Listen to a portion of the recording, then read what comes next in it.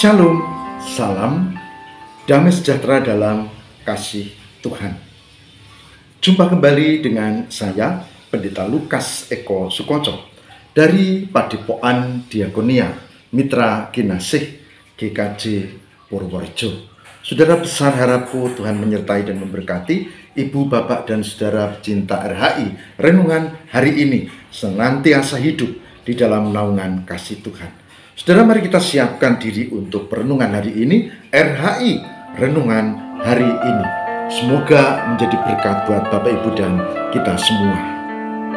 Saudara yang terkasih di dalam Tuhan, RHI, renungan hari ini akan angkat satu tema: menghilangkan roh ketakutan, roh kecemasan. Menghilangkan roh ketakutan dan roh kecemasan. Saudara, mengaku atau tidak, hidup ini penuh dengan dinamika dan persoalan. Dan tidak jarang kesulitan dan persoalan itu membuat kita takut, membuat kita cemas. Bahkan kadang-kadang kita menjadi seperti kehilangan iman. Nah, ada murid Paulus yang bernama Timotius. Masih muda, tapi Timotius ini sudah menjadi pemimpin jemaat di Efesus. Dan tentu sebagai orang muda, dia punya idealisme, dia punya cita-cita, dia punya harapan-harapan. Sebetulnya tidak hanya orang muda ya, orang-orang tua pun juga hal yang sama. Tapi terlebih orang muda biasanya punya idealisme yang begitu luar biasa. Begitulah kira-kira yang terjadi dengan Timotius. Tapi realita hidup penuh pergumulan dan kesulitan, penuh masalah, rintangan, bahkan ancaman. Dan Timotius menghadapi suatu ketakutan dan kecemasan dalam menjalani hidup. Menarik sekali karena pada saat seperti itu ada cara untuk menghilangkan kecemasan dan ketakutan. Dan ini cara yang diberikan oleh Paulus, Rasul Paulus, kepada Timotius, pemimpin jemaat yang masih muda di kota Efesus. Mari kita baca bersama-sama dalam kitab atau surat Timotius berikut ini.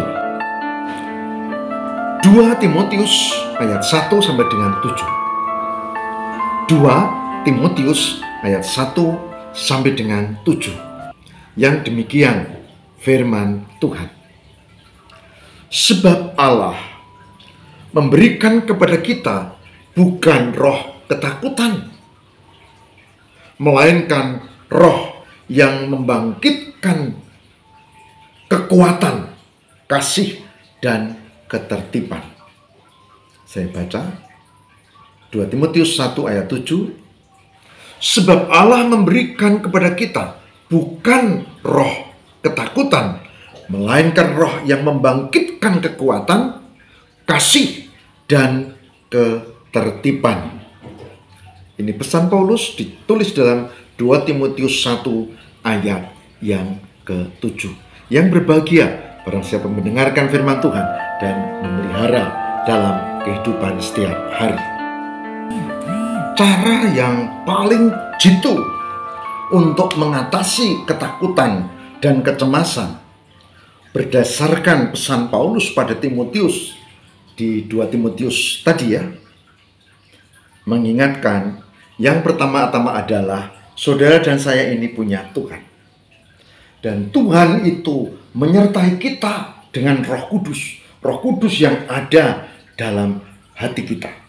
Maka dikatakan bahwa Allah tidak memberikan roh ketakutan, kata Paulus. Tapi Dia memberikan roh kekuatan, kasih, dan ketertiban. Jadi Roh Kudus itulah kuncinya yang memberikan kekuatan kepada kita untuk menghadapi masa depan. Roh Kudus itu kuncinya yang memberikan kekuatan kepada kita untuk hidup di dalam cinta kasih. Kalau orang lain yang bukan beriman Kristen menganggap bahwa cinta kasih itu ya untuk temannya, untuk yang seagama, untuk sekeluarga. Tapi kita orang beriman berdasarkan firman Tuhan diingatkan cinta kasih untuk Semua, untuk semua, bahkan untuk orang yang membenci kita. Itu, saudara, cinta kasih. Membangkitkan kekuatan, kasih, dan ketertiban. Maka ciri orang yang beriman di dalam Tuhan Yesus, dia tidak dikuasai oleh ketakutan. Ada ketakutan, ada. Tidak dikuasai kecemasan, ada. Kecemasan ya pasti secara manusiawi ada. Tapi dia memiliki roh yang kuat di dalam kasih yang membuat dia berani menghadapi kehidupan, dan dikatakan dengan kasih dan ketertiban. Sudah lihat kehidupan para rasul, dia oleh komunitas lainnya pada saat itu dianggap aneh karena menjadi pengikut Kristus, karena tidak paham, bahkan mereka menduga bahwa Yesus Kristus, Isa Al-Masih itu sekedar manusia, tidak tahu bahwa itu Mesias. Lalu mereka juga menyebutlah itu sebagai orang-orang yang tidak beriman. Sebetulnya orang Kristen justrulah itu yang beriman, karena dia beriman di dalam Sang Mesias, Yesus Kristus.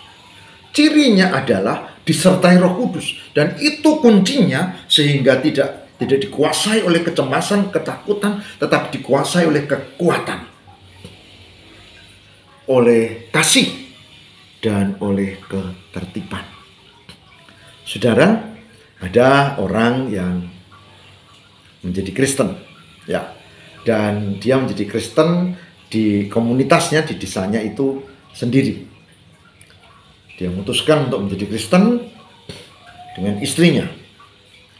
Nah, kemudian begitu dia menjadi Kristen, maka dipergunjingkan itu keputusan itu, dan mereka mengatakan, kamu murtad. Kalau beriman Kristen itu biasa disebut murtad. Ya diam aja. Ngapain kamu menjadi Kristen? Enggak seperti yang lain-lain kita ini. Dia tersenyum saja. Coba ceritakan, mengapa kamu menjadi Kristen?